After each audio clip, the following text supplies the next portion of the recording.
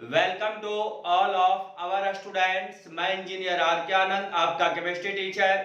ये हम लोगों का सॉल्यूशन चैप्टर का लेक्चर 15 है और इस लेक्चर में हम लोग volume strength of H2O2 solution के बारे में पढ़ेंगे। लेकिन इसके पहले हम लोग कुछ क्वेश्चन करेंगे, उसके बाद हम लोग टॉपिक स्टार्ट करेंगे volume strength of H2O2 solution. जैसा कि हम लोगों ने पिछले क्लास ये पढ़ा था कि एक सॉल्यूशन है जिसमें सॉल्यूट है आपका, मान लो H2SO4 और उस सॉल्यूशन का मोलारिटी है 2। तो अगर ये आपसे पूछे कि H2SO4 को जब डिकम्पोज किया जाए एक्वस सॉल्यूशन में तो किस प्रकार डिकम्पोज होगा, आप जानते हैं 2H प्लस और SO4 - 2 सल्फेट आयन।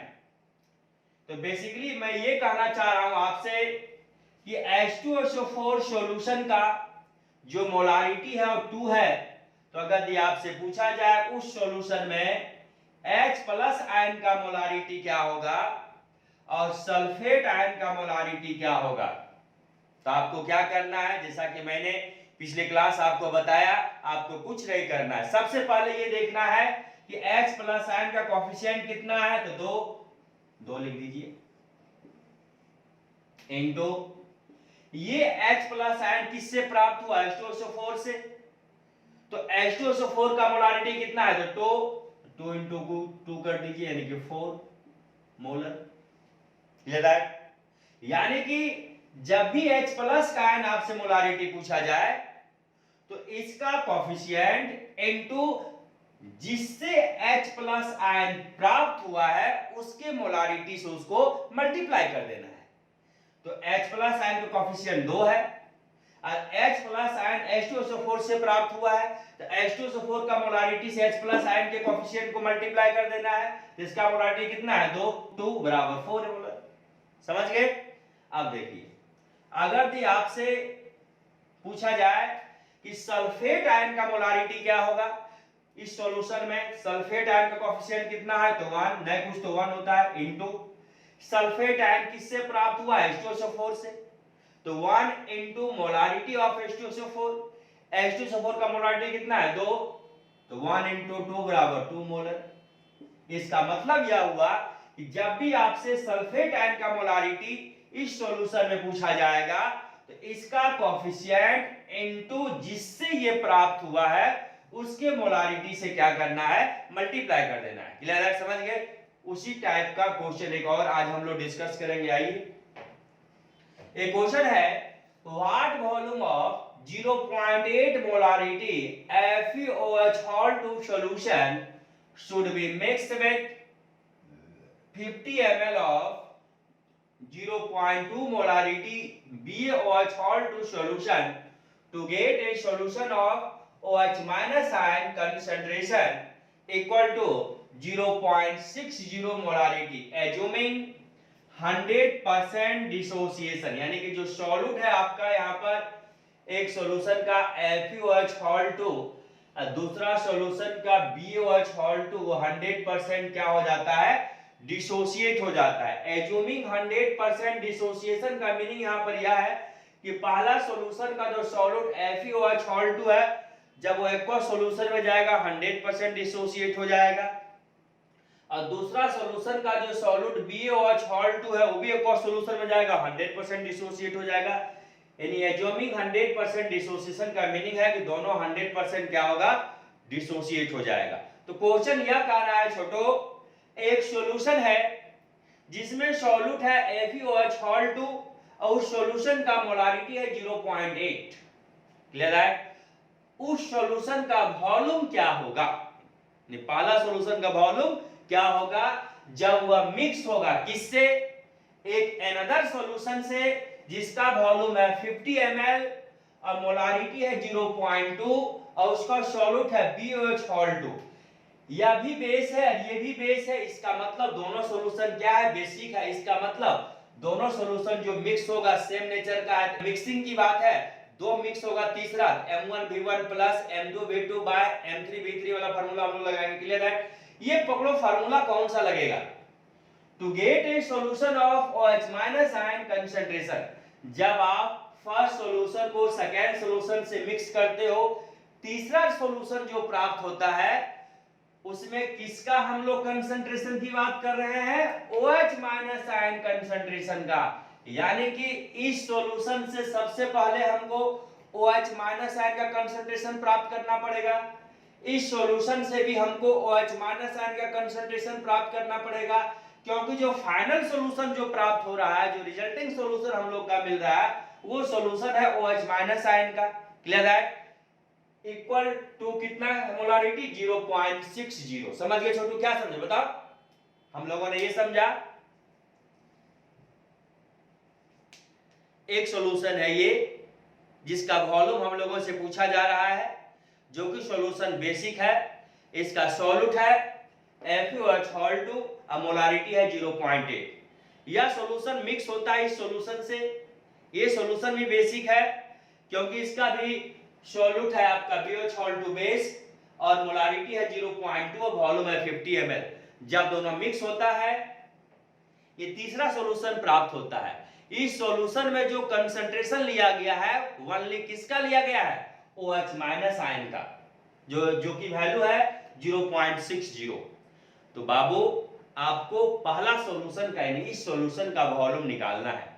तो सबसे पहले आपको ये देखना है छोटे कि जो फाइनल सॉल्यूशन हम लोगों को मिल रहा है उसमें कंसंट्रेशन किसका लिया गया है, उसमें कंसंट्रेशन लिया गया है OH माइनस आयन का। इसका मतलब पहला सॉल्यूशन से OH माइनस आयन का पहले कंसंट्रेशन मुझे प्राप्त करना होगा, दूसरा सॉल्यूशन से भी OH माइनस आयन का कंसंट्रेशन मुझे प्राप्त करना होगा, फिर दोनों को जोड़ेंगे तब तीसरा सॉल्यूशन जो प्राप्त होगा वहां पे OH माइनस आयन का कंसंट्रेशन का वैल्यू है आपका 0.60। तो आइए 100% डिसोसिएशन का मतलब होता है कि जब ये एक्वा सॉल्यूशन में जाएगा कंप्लीटली डिसोसिएट हो जाएगा। तो पहला सॉल्यूशन के सॉल्यूट को पकड़ो FeOH2 फॉर FeOH2 बेस है, जैसे aqueous aqu means aqueous water में डाल दिए, किसमें टूटेगा Fe+3 3OH माइनस। क्लियर है? अब मुझे बताओ किसका कंसंट्रेशन, दोनों सॉल्यूशन का पहले किसका कंसंट्रेशन मुझे प्राप्त करना है, OH माइनस आयन का। तो इस सॉल्यूशन में यानी FeOH3 सॉल्यूशन में OH माइनस आयन का कंसंट्रेशन क्या होगा, OH माइनस आयन का कंसंट्रेशन क्या होगा, क्या सर ने बताया? इधर आओ, कितना कोएफिशिएंट है 3। तो मैंने लिखा molarity of OH minus ion, यहाँ पे कंसंट्रेशन तो मतलब मोलारिटी, क्योंकि मोलारिटी हम लोग लेके चल रहे हैं। कितना कोएफिशिएंट है 3 इनटू ये किससे प्राप्त हुआ, इससे प्राप्त हुआ। अभी सर बताएं आपको कितना कोएफिशिएंट है 3। OH माइनस आयन किससे प्राप्त हुआ, FeOH3 से प्राप्त हुआ। तो 3 इनटू मोलारिटी ऑफ किसका, FeOH3, 3 into molarity of FeOH3। तो 3 इनटू इसका मोलारिटी क्वेश्चन में कितना दिया 0.8 बराबर 2.4 मोलारिटी। क्लियर है? समझ गए आप? अब देखिए अब हम सेकंड सॉल्यूशन की बात करेंगे फॉर BaOH2। इसको एक और सॉल्यूशन में डालेंगे Ba+2 2OH माइनस। अब इस सॉल्यूशन में भी मुझे OH माइनस आयन का कंसंट्रेशन प्राप्त करना है। तो therefore molarity of OH minus ion कितना कोएफिशिएंट है 2, तो 2 लिख दिए इनटू ये किससे प्राप्त हुआ यहाँ BaOH2 से। तो मोलारिटी ऑफ BaOH2 जिससे प्राप्त हुआ उसका मोलारिटी इनटू कोएफिशिएंट करोगे दैट आयन का मोलारिटी निकल जाएगा। पिछले क्लास में हम लोग पढ़े थे। तो मोलारिटी ऑफ BaOH2 तो 2 इनटू BaOH2 का मोलारिटी है 0.2, तो 2 इनटू 0.2 और 0.4। क्लियर? तो पहला सॉल्यूशन में FeOH3 सॉल्यूशन में मुझे OH माइनस आयन का मोलारिटी प्राप्त हो गया 2.4। सेकेंड सॉल्यूशन में यानी कि BaOH2 सॉल्यूशन में मुझे OH माइनस आयन का कंसंट्रेशन प्राप्त हुआ 0.4। चूंकि फॉर मिक्सिंग क्यों कह रहा है क्वेश्चन में कि फर्स्ट सॉल्यूशन यानी कि FeOH2 सॉल्यूशन मिक्स करता है आपसे कितना, एक मिनट छोटू, यहां पे क्वेश्चन थोड़ा मिस्टेक हो गया। OH3 वाली होगी, ठीक है? आ जाओ। आप देखो अब क्वेश्चन कह रहा है कि FeOH3 सॉल्यूशन मिक्स करता है BaOH2 सॉल्यूशन से, तो जो फाइनल सॉल्यूशन प्राप्त होता है उसमें OH माइनस आयन का कंसंट्रेशन की बात होती है। तो वही फार्मूला, जब एक सॉल्यूशन ये मिक्स से हो और तीसरा सॉल्यूशन प्राप्त हो तो इसका मोलारिटी की जब बात आएगी तो M1V1 plus M2V2 equal to the M3V3, क्योंकि for mixing M1V1 plus M2V2 equal to the M3V3 according to question M1 पहला सॉल्यूशन में OH माइनस आयन का कंसंट्रेशन आपने कितना निकाला 2.4। पहला सॉल्यूशन का वॉल्यूम आपको निकालना है, V1 फाइंड करना है, M2 सेकेंड सॉल्यूशन जो है आपका BOH2 वाला सॉल्यूशन में OH माइनस आयन का कंसंट्रेशन कितना निकाला 0.4। सेकेंड सॉल्यूशन का वॉल्यूम कितना है 50 ml, V2 50 ml। M3 जो फाइनल सॉल्यूशन आपको मिक्स करने के बाद मिला था, किसका मिला था OH माइनस आयन का, उस सॉल्यूशन का कंसंट्रेशन कितना है 0.60। V3 क्या होगा V1 प्लस V2। जब भी आपसे V3 पूछा जाता था क्या बोलते हैं बताओ, V1 प्लस V2। तो V1 आपको निकालना पता नहीं, V1 लिख दिए, प्लस V2 कितना है 50 ml, तो V1 प्लस 50 ml। अब आ जाओ M1V1 प्लस M2V2 बराबर M3V3 आप पढ़े, M1 का वैल्यू 2.4 इंटू V1 मुझे निकालना है प्लस M2 का वैल्यू 0.4 इंटू V2 का वैल्यू 50 इक्वल टू M3 का वैल्यू 0.60। लीजिए पहले लिख देते हैं, ऐसे रहने तो समझ जाओगे। M3 का value 0.60 into V3 V1 plus 50, 2.4 into V1 2.4 V1 plus 0.4 into 50 करोगे 20 आएगा इक्वल टू 0.60 इंटू V1, तो 0.60 V1 प्लस 0.60 इंटू 50 करोगे 30 आएगा। एक तरफ ले आओ 2.4 V1 minus 0.60 V1, 2.4 V1 minus 0.60 V1 equal to the 30 minus 20। तो इसको आप माइनस करेंगे अगर 1.8 V1 equal to the 10, 1.8 V1 equal to the 10। इसको इधर आइएगा, इधर जगह नहीं था, यहाँ पे लिखा मैंने 1.8 V1 इक्वल टू द 10, इसलिए V1 equal to the 10 by 1.8 equal to the 5.55 ml। यानी कि फर्स्ट सॉल्यूशन का जो हम लोग का वॉल्यूम प्राप्त हुआ वो क्या प्राप्त हुआ 5.55 ml। तो आप लोग को कैसे लिखना है, पहले एक क्वेश्चन हो गया आपका, उसके बाद हम लोगों ने यहाँ सॉल्व किया, फिर यहाँ से हम लोग यहाँ गए और फिर फाइनल आंसर हम लोगों का ये प्राप्त हुआ। यहाँ पे जगह नहीं बच रहा था तो मैंने यहाँ पे लिखा। क्लियर है, समझ गए? आप इसे लिखिए, क्वेश्चन और हम लोग करेंगे।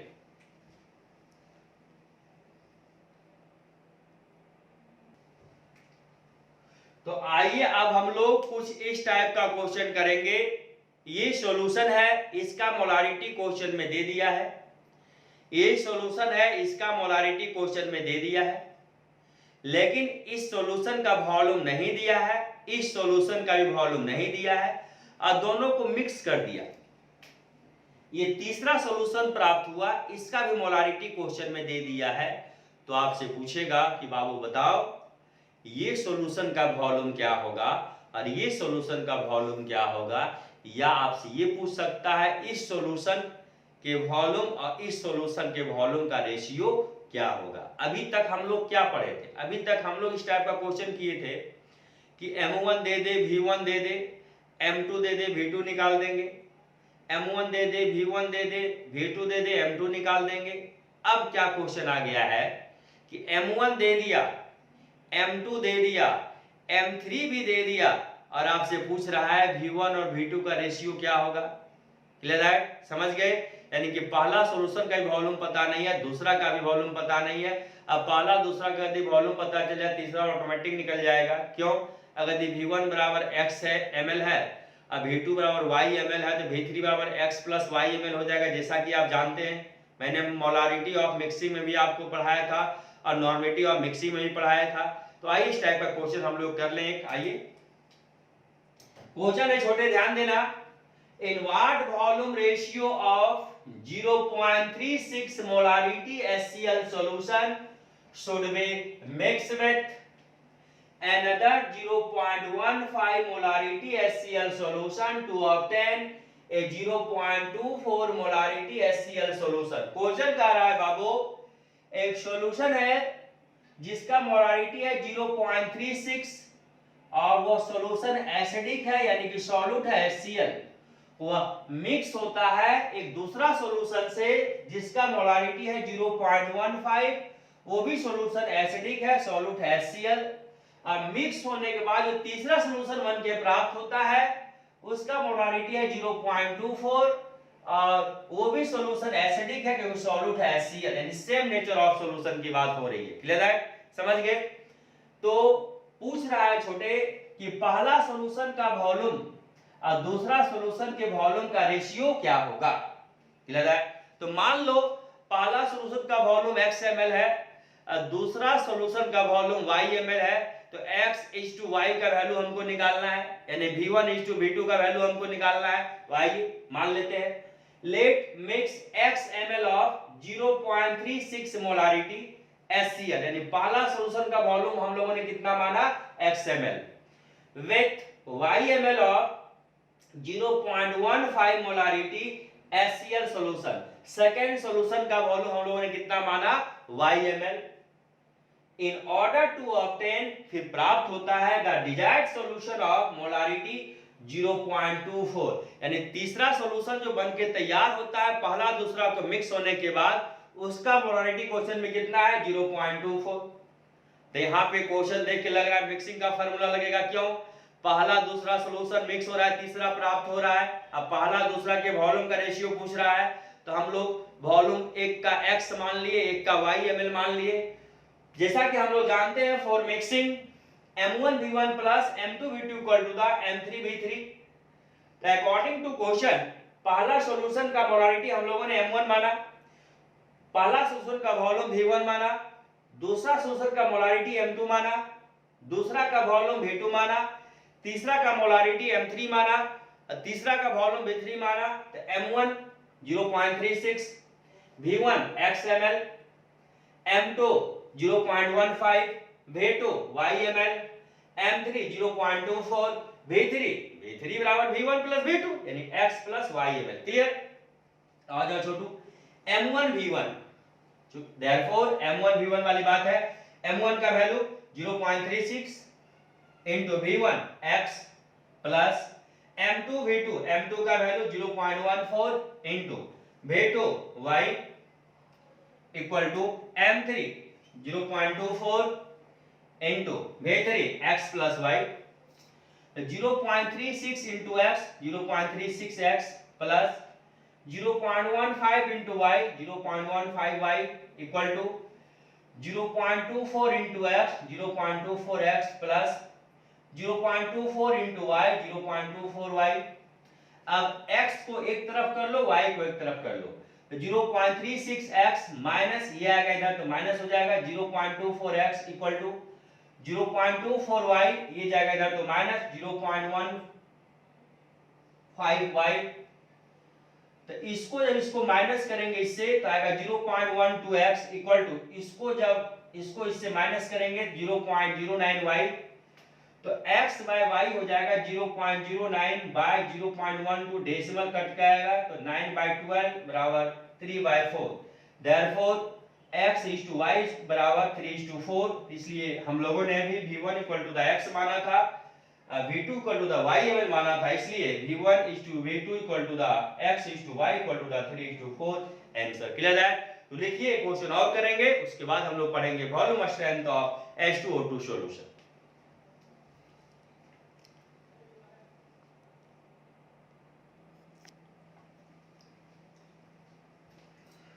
आइए क्वेश्चन हम लोग एनसीईआरटी का कर लें। बहुत बच्चे ने हमसे कहा कि सर एनसीईआरटी एक्सरसाइज का जो क्वेश्चन नंबर 6 है उसको बता दीजिएगा। तो ये क्वेश्चन जो है एनसीईआरटी एक्सरसाइज का क्वेश्चन नंबर 6 का है और ये क्वेश्चन थोड़ा लॉन्ग जाएगा, इसलिए बारीकी से डील करेंगे हम लोग मिलके। आइए, तो ये क्वेश्चन 12th के लिए भी इंपॉर्टेंट देखा जाए।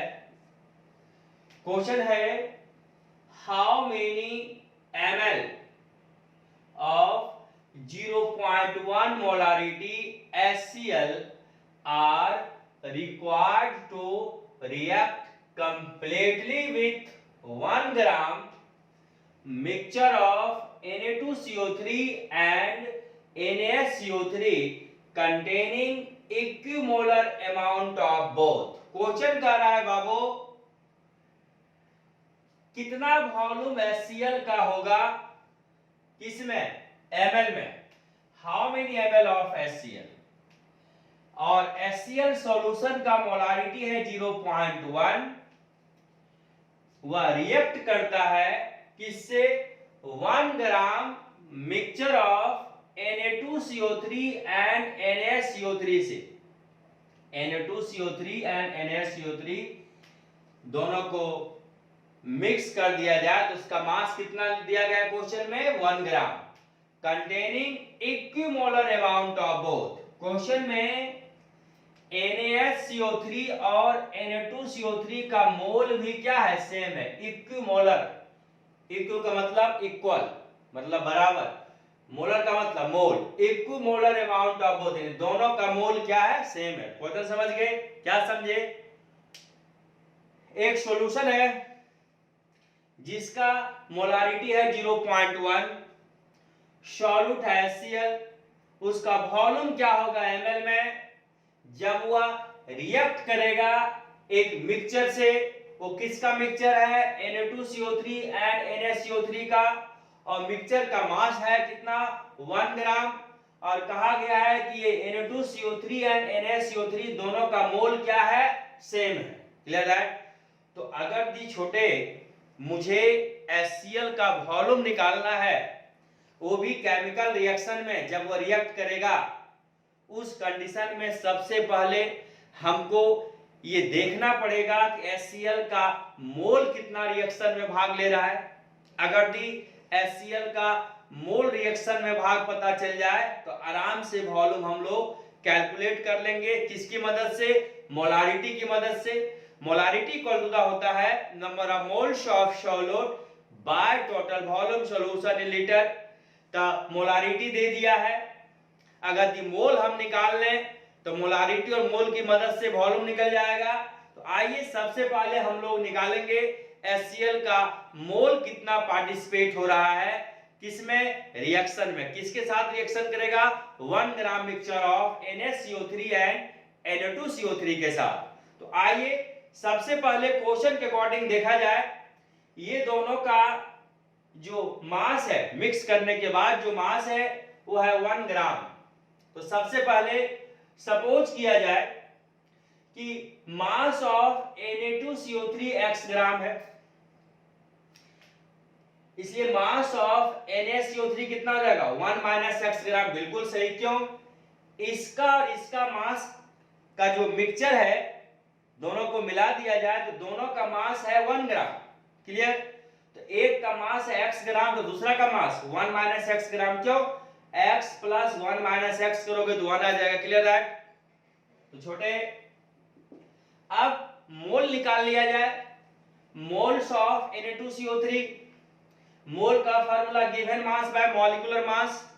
मास भी हम निकालेंगे, तत्काल मास पता नहीं तो हम लोगों ने x माना, तो गिवन मास कितना है x बाय इसका मॉलिक्यूलर मास निकालेंगे। जितने सारे एटम है सारे के एटॉमिक मास निकाल के क्या करेंगे हम लोग ऐड कर देंगे, मॉलिक्यूलर मास निकल जाएगा 106। तो गिवन मास में मॉलिक्यूलर मास मोल हो गया। अब मोल ऑफ NaCO3 इसका given mass 1 minus x by molecular mass, इसका मॉलिक्यूलर मास निकालेंगे आगे 84। According to question equimolar amount, इसका मतलब यह हुआ कि mole of Na2CO3 equal to the moles of NaCO3। Equimolar, equi means equal, molar means mole, इसलिए इसका मोल है x by 106 equal to 1 minus x by 84। Cross multiply करो, 84 into x 84x, 106 into 1 106 minus 106x, इस minus को इधर ले आओ plus हो जाएगा, 84 plus 106 190x equal to the 106। therefore x equal to the 106 by 190। Divide करोगे छोटू आएगा 0.558, तो x का वैल्यू निकल गया। Therefore moles of Na2CO3 निकाल लो, x by 106, x है आपका 0.558 by 106, इसको डिवाइड करोगे आएगा 0.0052। क्वेश्चन के अकॉर्डिंग दोनों का मोल क्या है, सेम है, इक्विमोलर की बात हो रही है रिएक्शन में। क्वेश्चन के अकॉर्डिंग दोनों का मोल रिएक्शन में क्या है, सेम है, तो जो इसका मोल होगा वही मोल इसका भी होगा। इसका मोल Na2CO3 का मोल आपने निकाला 0.0052, तो NaCO3 का भी मोल होगा 0.0052। क्लियर है? अब आइए, अब हम रिएक्शन की बात करेंगे। जैसा कि आपने एस्ट्रोमेट्री में पढ़ा भी होगा, मोल कांसेप्ट के बाद हम लोग जब एस्ट्रोमेट्री पढ़े थे, पूरा रिएक्शन के बारे में डिटेल से पढ़े थे कि किसी भी स्पीशीज का पार्टिकुलर रिएक्शन में मास निकालना हो, मोल निकालना हो, वॉल्यूम निकालना हो, तो हम लोग किस चैप्टर को ध्यान में रखेंगे, एस्ट्रोमेट्री को, जैसा कि हम लोगों ने पढ़ा था। नाउ Na2CO3 को पहले रिएक्ट कराओ HCl से एक एक करके, क्योंकि क्वेश्चन कह रहा है how many ml of 0.1 molarity HCl are required to react completely with 1 gram mixture of Na2CO3 and NaCO3, यानी कि HCl इससे भी रिएक्शन करेगा और HCl इससे भी रिएक्शन करेगा।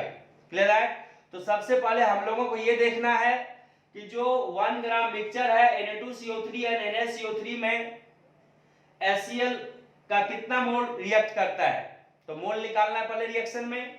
NO2CO3 plus HCl tends to, जब इसको रिएक्ट कराओगे आएगा आपका 2NaCl plus CO2 plus water, यहाँ पे 2HCl रिएक्शन को बैलेंस करने के लिए। अब देखो यहाँ कोएफिशिएंट कितना है, नहीं कुछ तो 1। अब मुझे बताओ क्वेश्चन के अकॉर्डिंग देखा जाए तो HCl रिएक्ट कर रहा है Na2CO3 से, पहले हम यहाँ पे लेके चल रहे हैं आपको, HCl रिएक्ट कर रहा है Na2CO3 से, तो मुझे मतलब रखना है HCl और Na2CO3 से, ये सब से हमको कोई मतलब नहीं रखना है। क्लियर है? एस्ट्रोमेटिक जैसा कि मैंने आपको पढ़ाया था। यहाँ कितना कोएफिशिएंट है 1, तो मोल कितना 1, यहाँ कितना कोएफिशिएंट है 2, तो मोल कितना 2, तो आप कह सकते हैं 1 मोल ऑफ Na2CO3 इक्विवेलेंट, ये सिंबल इक्विवेलेंट का है, 2 मोल्स ऑफ HCl। मान लीजिए कि x मोल ये रिएक्ट करता है, तो therefore x mole of Na2CO3 equivalent 2x moles of HCl, क्योंकि मोल हमको निकाला तो x मान लिए। Therefore moles of HCl react with Na2CO3 कितना 2x। सेकंड हम ले रहे हैं NaCO3 का रिएक्शन HCl के साथ, रिएक्ट करोगे NaCl CO2 प्लस वाटर, मुझे HCl और NaCO3 को पकड़ना है। यहाँ कितना कोएफिशिएंट है 1, कह सकते हो 1 मोल of NaCO3 equivalent 1 mole of HCl, HCl का कोएफिशिएंट यहाँ 1, यहाँ पे 1 मोल Na2CO3 equivalent 2 mole of HCl का था, यहाँ 1 मोल of NaCO3 equivalent 1 mole of HCl का होगा। इसका भी मान लो x, therefore x mole of NaCO3 equivalent x mole of HCl, therefore moles of HCl react with NaCO3 equal to the x, therefore total moles of HCl react with mixture of Na2CO3 and NaCO3। जब दोनों को mixture की बात करेंगे, दोनों को मिला देंगे कितना, इससे रिएक्ट किया 2x, इससे रिएक्ट किया x, तो हो जाएगा 2x प्लस x बराबर 3x, तो 3 इंटू x का वैल्यू आपको पता है कितना निकाले आप, 0.0052 मोल सभी माना था आपने, x कितना मोल माना था x, तो 0.0052, x क्या है मोल है इसका। क्लियर है? इसका दोनों का मोल रिएक्शन में क्या है, सेम है, इक्विमोलर की बात हो रही है, तो ये यहाँ पे x जो है मोल की बात हो रही है, ध्यान दीजिएगा। इसका मोल को मैंने x माना, इसका मोल को मैंने x माना, तो इसका मोल आपने कितना निकाला 0.0052। क्लियर है? Point noted. ये x इसका मोल है, ये भी x इसका मोल है, दोनों का मोल क्या है, सेम है, इक्विमोलर है, तो 3x बराबर 3 इंटू 0.0052 करेंगे आप आएगा 0.0156। क्लियर है? अभी हम लोगों ने HCl का मोल निकाल लिया, किसमें, रिएक्शन में, किसके साथ reaction, reaction of mixture of NaHCO3 and Na2CO3 के साथ जब रिएक्शन करेगा HCl तो उसका मोल होगा कितना 0.0156। अब हमको निकालना है वॉल्यूम, तो आइए हमको वॉल्यूम निकालना है छोटे ml में, तो मोल को मिली मोल में चेंज कर देते हैं।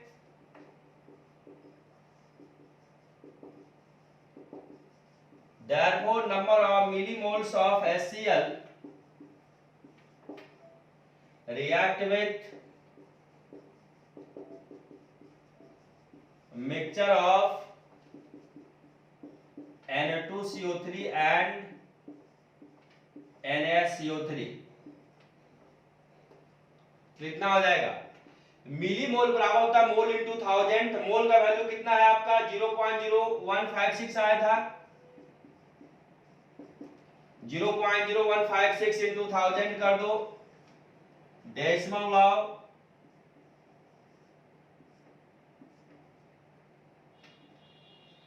आ जाएगा आपका यहाँ पे नीचे 4 डिजिट आ जाएगा, 4 शून्य कट गया, आएगा आपका 15.6 मोल निकल गया। अब आपको चूंकि आप जानते हैं कि नंबर ऑफ, ये आपका मिली मोल निकला छोटू, समझ गए? ये आपका क्या था? मोल था। यहां पे क्या निकला? ये मिली मोल। आप जानते हैं नंबर ऑफ मिलीमोल्स बराबर होता है मोलारिटी इनटू वॉल्यूम। किसमें? नहीं मिल रहा है। जैसा कि आप जानते हैं नंबर ऑफ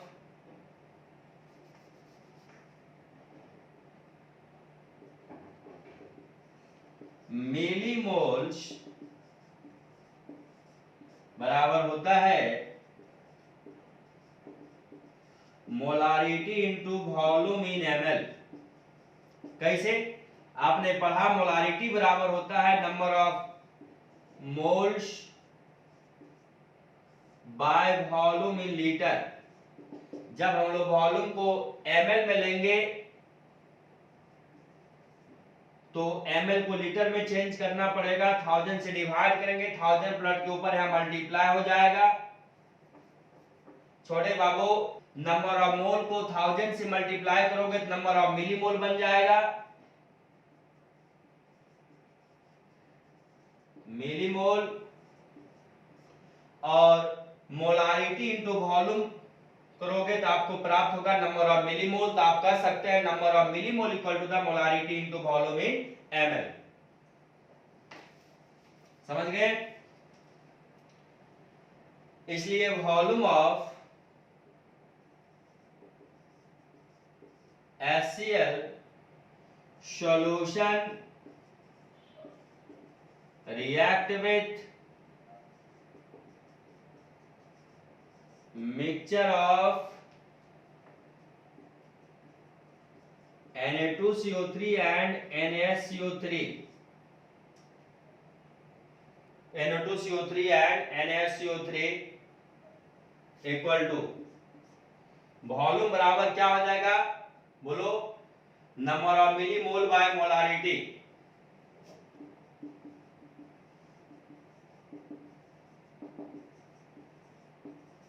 बाय मोलारिटी। तो नंबर ऑफ मिलीमोल क्वेश्चन में कितना निकाला हम लोगों ने? 15.6। अब मोलारिटी कितना दिया है? 0.1। डेसिमल उड़ गया, आएगा आपका 156 ml। थोड़ा ये क्वेश्चन लॉन्ग था क्योंकि एनसीईआरटी का क्वेश्चन था, ये बच्चा का डिमांड था, इसलिए मैंने इस क्वेश्चन को बताया। दोबारा इस क्वेश्चन को यदि हम लोग डील करना चाहें, ये क्वेश्चन बहुत इजी वे में सॉल्व हो जाएगा, क्योंकि जो डाटा मैंने लिखा एग्जाम में इतना डाटा लिखने की आवश्यकता नहीं है, क्योंकि अभी आप ऑनलाइन हमसे पढ़ रहे हैं तो हम समझाने की कोशिश किए ताकि आप वीडियो देखें तो आपको अच्छा से समझ में आ जाए, इसलिए मैंने इतना डाटा यूज किया। सपोज करो यहाँ पे मैं डायरेक्ट ये भी लिख सकता था वॉल्यूम ऑफ HCl, लेकिन मैंने लिखा volume of HCl solution react with mixture of Na2CO3 NaSCO3, क्योंकि यहाँ पे डाउट सेशन ही वीडियो है और क्लास सेशन ही वीडियो है। क्लियर है? इसलिए आप वीडियो देख के आराम से समझ सके, इसलिए मैंने इतना डाटा यूज किया। क्लियर है? लेकिन अगर भी हम लोग इसको दोबारा इस क्वेश्चन को बनाए तो बहुत इजी वे में बहुत कम टाइम में सॉल्व हो जाएगा, इतना लिखने का लैंग्वेज आवश्यकता नहीं है, direct putting the value getting the result की बात हम लोग करेंगे। तो इसको लिख लीजिए। अब हम लोग डिस्कस करेंगे volume strength of H2O2 solution, जो कि बेसिकली नीट और जेई का टॉपिक है। क्लियर है, समझ गए? आपके एनसीईआरटी में आपको नहीं मिलेगा और नीट और जेई के सिलेबस में है volume strength of H2O2 solution.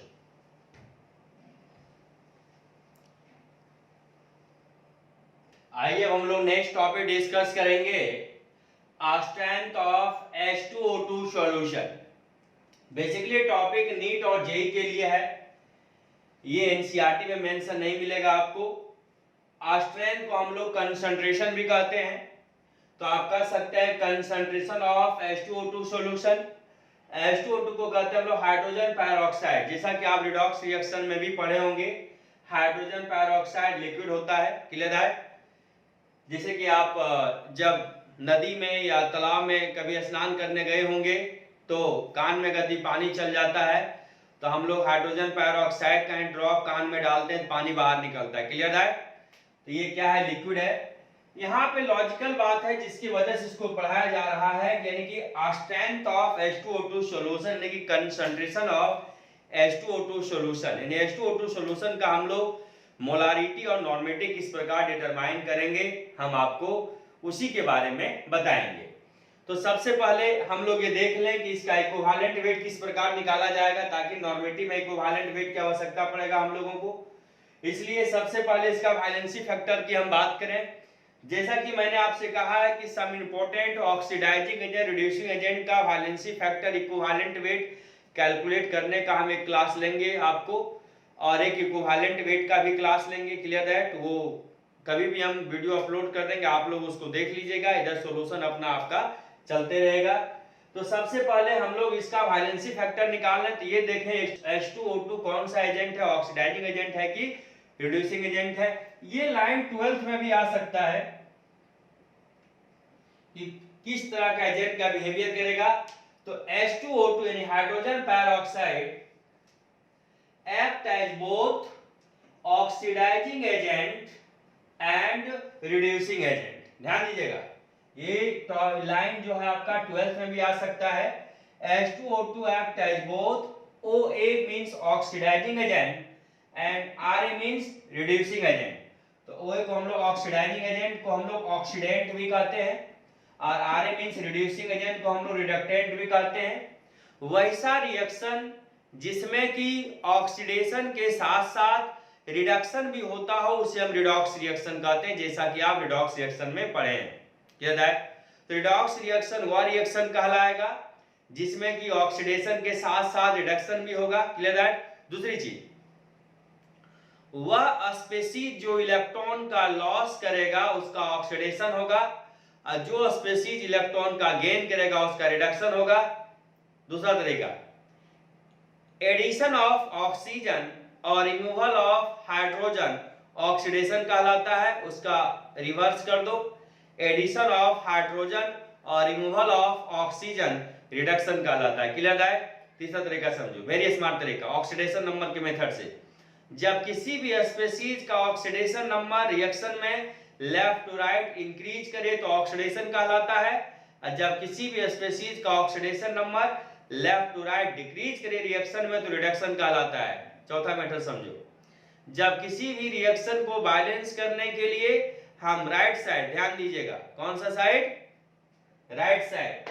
इधर से देखें, कौन सा साइड? राइट साइड इलेक्ट्रॉन को जोड़ेंगे तब वह ऑक्सीडेशन कहलाएगा, और रिएक्शन को बैलेंस करने के लिए लेफ्ट साइड इलेक्ट्रॉन को हम जोड़ेंगे तब वह रिडक्शन कहलाएगा। क्लियर है? लेकिन सबसे बेस्ट मेथड है जब स्पीशीज का oxidation number left to right reaction में इंक्रीज करे तो ऑक्सीडेशन, और लेफ्ट टू राइट डिक्रीज करे तो क्या कहलाएगा? रिडक्शन। तो H2O2 act as both oxidising agent reducing agent वाली बात हो रही है, ध्यान देना।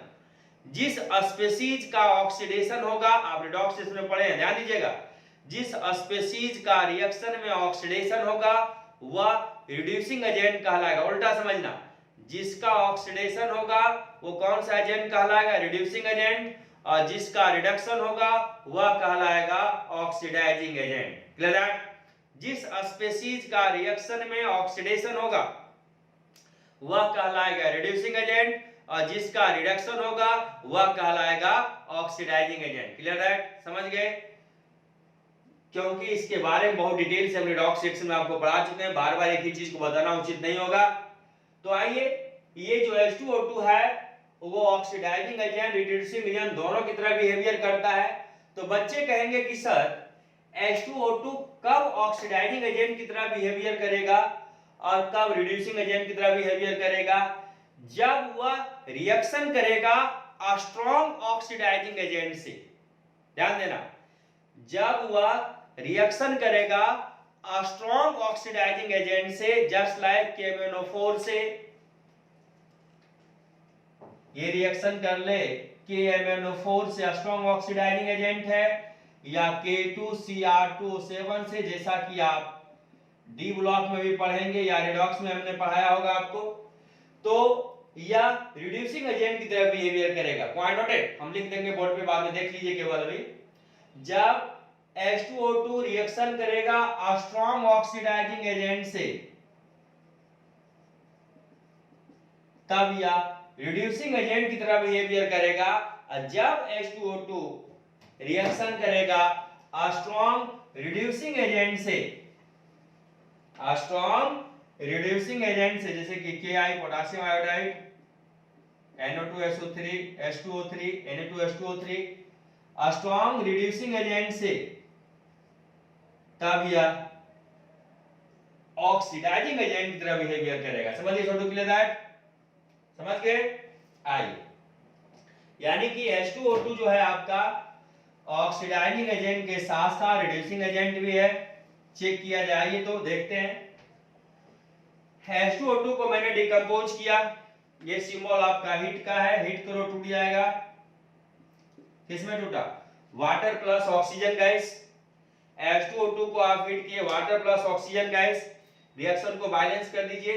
4 हाइड्रोजन है, इधर भी 4 हाइड्रोजन है, ऑक्सीजन 2 दूनी 4 और 2 और 2 4। Clear that? ऑक्सीडेशन नंबर निकालने आपको आता है पैरऑक्साइड।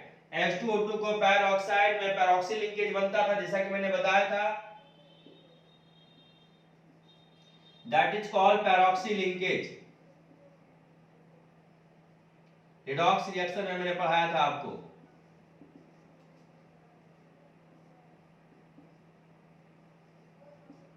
इसे हम लोग क्या कहते हैं? पैरऑक्सी लिंकेज कहते हैं।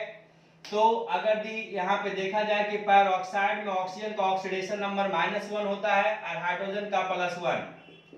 जब ऑक्सीजन अपने में लिंकअप हो, यहां देखो ऑक्सीजन अपने में लिंकअप है कि नहीं? जब ऑक्सीजन क्या हो, अपने में लिंकअप हो, देखो यहां, जब ऑक्सीजन अपने में लिंकअप हो उसे पैरऑक्सी लिंकेज कहते हैं, और उस कंपाउंड को पैरऑक्साइड कहा जाता है, और पैरऑक्सी लिंकेज के द्वारा बने हुए कंपाउंड को पैरऑक्साइड कहते हैं। और ध्यान देना, पैरऑक्साइड में ऑक्सीजन का ऑक्सीडेशन नंबर -1 होता है। कैसे होता है सर, इसको बताइए। तो इधर आओ, इलेक्ट्रोनेगेटिविटी का नाम सुना होगा आपने। यहाँ पे 2 एलिमेंट है, ऑक्सीजन और हाइड्रोजन। ऑक्सीजन मोर इलेक्ट्रोनेगेटिव है, तो ये दोनों के बीच सिंगल बॉन्ड है। इस हाइड्रोजन इस ऑक्सीजन के बीच सिंगल बॉन्ड है, तो सिंगल बॉन्ड में 2 इलेक्ट्रॉन यूज होता है, एक हाइड्रोजन का एक ऑक्सीजन का। तो जो मोर इलेक्ट्रोनेगेटिव होगा उसमें -1, जो लेस होगा +1। ये दोनों को देखो, ये दोनों में सेम इलेक्ट्रोनेगेटिव है, किसी पे कोई चार्ज नहीं आएगा। इसको देखो, यहाँ पे ऑक्सीजन मोर इलेक्ट्रोनेगेटिव है, हाइड्रोजन लेस इलेक्ट्रोनेगेटिव है, सिंगल बॉन्ड है, 2 इलेक्ट्रॉन है, किसका है किसका? इस ऑक्सीजन पे आएगा आपका -1, इस पे +1। तो मुझे ये बताओ कि प्रत्येक ऑक्सीजन पे कितना चार्ज है? -1। तो पैरऑक्साइड में ऑक्सीजन का ऑक्सीडेशन नंबर क्या होता है? -1। रिडॉक्स रिएक्शन ऑलरेडी हम लोग पढ़े हुए हैं। यहां देखो, ऑक्सीजन का ऑक्सीडेशन नंबर -1, हाइड्रोजन का +1, लेकिन वाटर में ऑक्सीजन का -2, क्योंकि एटॉमिक नंबर 8, इलेक्ट्रॉन भी 8, पहला ऑर्बिट में 2, दूसरा में 6, 2 इलेक्ट्रॉन गेन करेगा, -2, हाइड्रोजन का +1। यहां न्यूट्रल है, ये क्या है? न्यूट्रल, किसी भी एलिमेंट से कंबाइन नहीं है, सिंगल है, अपना न्यूट्रल है, ऑक्सीजन केवल ऑक्सीजन है।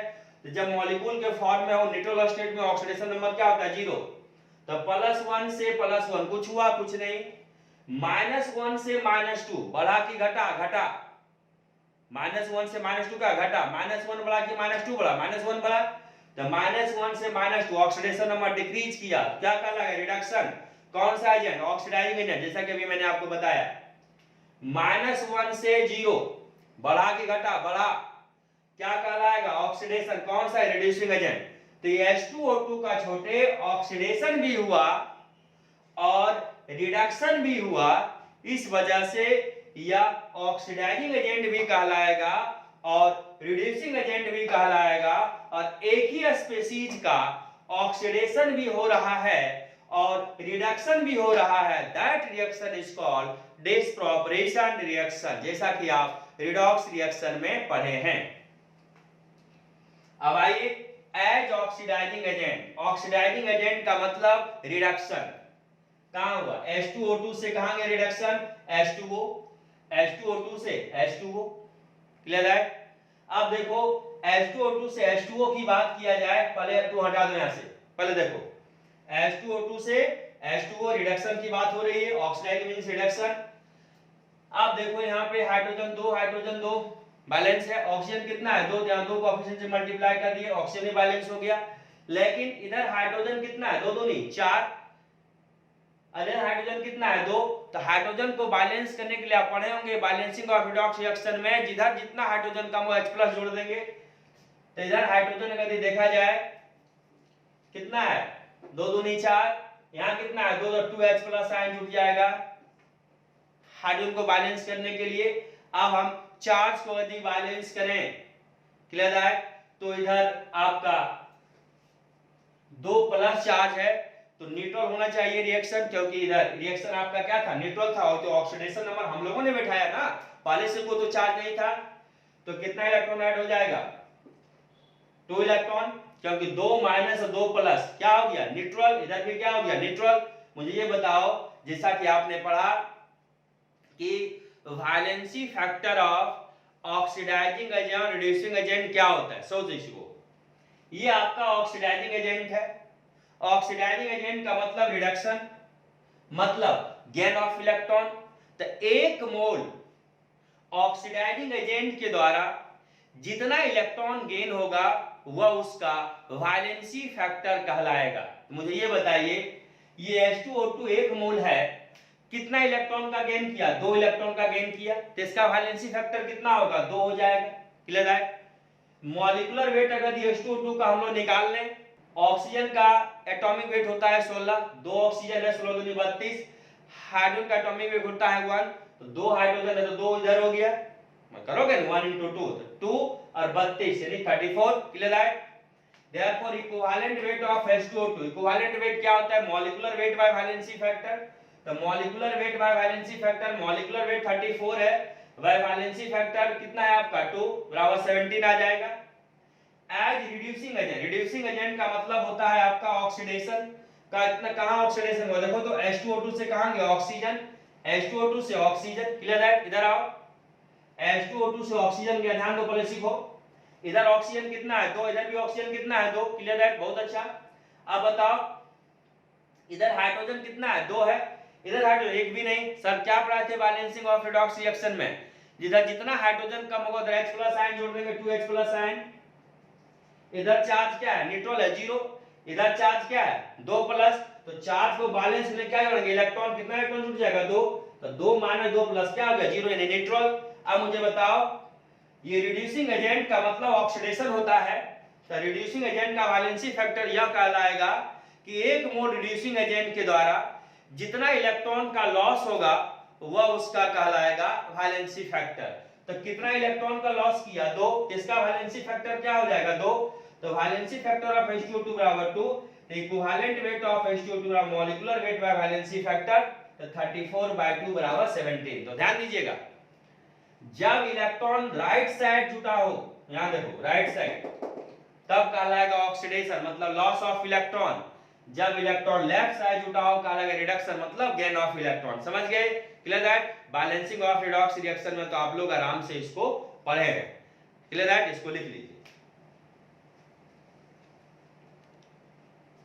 जैसा कि अभी मैंने आपको बताया कि H2O2 यानी कि hydrogen peroxide oxidising agent and reducing agent दोनों कहलाता है, और दोनों के केस में उसका वैलेंसी फैक्टर 2 होगा। समझ गए बाबू? तो मैंने आपसे कहा था कि जब वह स्ट्रॉन्ग ऑक्सीडाइजिंग एजेंट के साथ रिएक्शन करेगा तो रिड्यूसिंग एजेंट की तरह बिहेवियर करेगा, और जब वह स्ट्रॉन्ग रिड्यूसिंग एजेंट से रिएक्शन करेगा तब वह ऑक्सीडाइजिंग एजेंट की तरह बिहेवियर करेगा। आइए मैंने लिख दिया, when H2O2 react with a strong oxidizing agent like KMnO4 K2Cr2O7, मैंने रिडॉक्स रिएक्शन में आपको पढ़ाया था कि सेंट्रल एटम का ऑक्सीडेशन नंबर अगर दी मैक्सिमम हो यानी कि ग्रुप नंबर के बराबर हो तो ऑक्सीडाइजिंग एजेंट ट्रीट होता है। Then it act as reducing agent, जब ऑक्सीडाइजिंग एजेंट से रिएक्शन करेगा तब यह कौन सा एजेंट कहलाएगा? रिड्यूसिंग एजेंट कहलाएगा। While it react with a strong reducing agent like KiNa2H2O3, then it act as oxidizing agent। समझ गए बाबू? अब नेक्स्ट टॉपिक है आपका इसी में वॉल्यूम स्ट्रेंथ ऑफ H2O2। इसी का रिलेशन हम मोलारिटी और नॉर्मेलिटी करके आपको बताएंगे। वॉल्यूम स्ट्रेंथ ऑफ H2O2 इसका मीनिंग क्या है सर? इसको बेसिकली आप ये भी कह सकते हो कि strength of H2O2 in terms of available oxygen, यानी क्वेश्चन यहाँ पे आके फंस रहा है हम लोगों का अवेलेबल ऑक्सीजन पे, इसी को पकड़ना है आपको। वॉल्यूम स्ट्रेंथ ऑफ H2O2 को और क्या कह सकते हैं आप? इसी को कहा जाता है, it is also called strength of H2O2 in terms of available oxygen. इसका डेफिनेशन क्या हो सकता है? देखो, वॉल्यूम स्ट्रेंथ इज द, या इट मींस दैट, कुछ भी कह सकते हो, volume of oxygen gas produce at STP NTP, standard temperature pressure, NTP normal temperature pressure. STP NTP पे टेम्परेचर होता है 0 डिग्री सेल्सियस 273 केल्विन, और प्रेशर होता है आपका 1 atm। By the decomposition of 1 volume of H2O2 solution. ये समझो, volume strength of H2O2 means, it means that volume of oxygen gas produce, कौन प्रोड्यूस होगा भाई? Volume of oxygen gas produce means प्राप्त होना एट STP NTP, कैसे? By the decomposition of कितना? 1 volume of H2O2 solution. यानी volume strength of H2O2 का meaning यह होता है कि एक वॉल्यूम H2O2 सॉल्यूशन को जब हम डिकम्पोज करेंगे, जितना volume of oxygen gas produce होगा STP NTP पे, वह उसका volume strength of H2O2 solution कहलाएगा। Example, 10 volume of H2O2 solution means, देखो इधर, 10 volume of H2O2 solution means, it means that 10 volume, या तो लीटर में लेंगे 10 लीटर, ml में लेंगे 10 ml। 10 वॉल्यूम का मतलब जैसा देश वैसा बेस, अगर लीटर की बात है 10 लीटर का देना, ml की बात है 10 ml का देना। फिर से देखो, 10 volume of H2O2 solution means, it means that 10 volume यानी कि 10 liter या 10 ml of oxygen gas produced at STP NTP by the decomposition of 1 volume यानी कि 1 liter या 1 ml of H2O2। समझ गए? यानी 1 लीटर H2O2 को अगर दी मैंने डिकम्पोज किया और 10 लीटर ऑक्सीजन गैस प्राप्त हुआ तो वह कहलाएगा 10 volume of H2O2 solution. Clear है? अगर दी ml की बात करें तो 1 ml H2O2 को मैंने डिकम्पोज किया और 10 ml ऑक्सीजन गैस प्राप्त हुआ एट STP NTP तो कहलाएगा आपका 10 वॉल्यूम ऑफ H2O2 सॉल्यूशन। तो आज हम लोग इतना ही देखेंगे इसमें। नेक्स्ट क्लास अब टॉपिक स्टार्ट हो जाएगा आपका सॉल्युबिलिटी एंड हेनरी लॉ, फिर हम लोग राउल्ट्स लॉ, फिर हम लोग पढ़ेंगे colligative property, then solution complete. यानी कि अब जो है सॉल्यूशन इजी वे में बहुत तेजी से कंप्लीट होगा हम लोगों का, क्योंकि कंसंट्रेशन टर्म, कुछ एसिड बेस टाइट्रेशन आ गया, वॉल्यूम स्ट्रेंथ आ गया, ये सब इंपॉर्टेंट था जेई के लिए, मेंस एडवांस के लिए, नीट के लिए, कुछ क्वेश्चन बोर्ड में भी आ सकता है, इसलिए इसमें टाइम लगा। अब जो टॉपिक होगा एक क्लास में एक टॉपिक कंप्लीट होगा, जैसे कि हेनरी लॉ क्लास में कंप्लीट होगा, राउल्ट्स लॉ क्लास में कंप्लीट होगा, कोलिगेटिव प्रॉपर्टी 4 है 2 क्लास में कंप्लीट होगा, नहीं सॉल्यूशन खत्म हो जाए। क्लियर है? मन लगा के पढ़िए और आपको जो भी प्रॉब्लम है व्हाट्सएप ग्रुप पे मेरे साथ शेयर कीजिए, हम उसको सॉर्ट आउट करेंगे। मैंने व्हाट्सएप ग्रुप पे डीपीपी शेयर किया है, आप उसको बनाएंगे, उसमें जो दिक्कत होगा हमको रिप्लाई करेंगे आप व्हाट्सएप ग्रुप पे, हम उसको सॉर्ट आउट करेंगे। क्लियर है, समझ गए। और नेक्स्ट क्लास इस पे हम लोग मोलारिटी और नॉर्मलिटी का रिलेशन वॉल्यूम स्ट्रेंथ से भी देखेंगे और उस पे एक क्वेश्चन भी करेंगे, 2 क्वेश्चन। उसके बाद हम लोग कंप्लीट करेंगे सॉल्युबिलिटी, हैंडल लॉ। क्लियर है। और अगला क्लास उसके बाद हम लोग पढ़ेंगे राउल्ट्स लॉ, फिर हम लोग कॉलिगेटिव प्रॉपर्टी 2 क्लास चलेगा, then solution is the complete. Okay, thank you.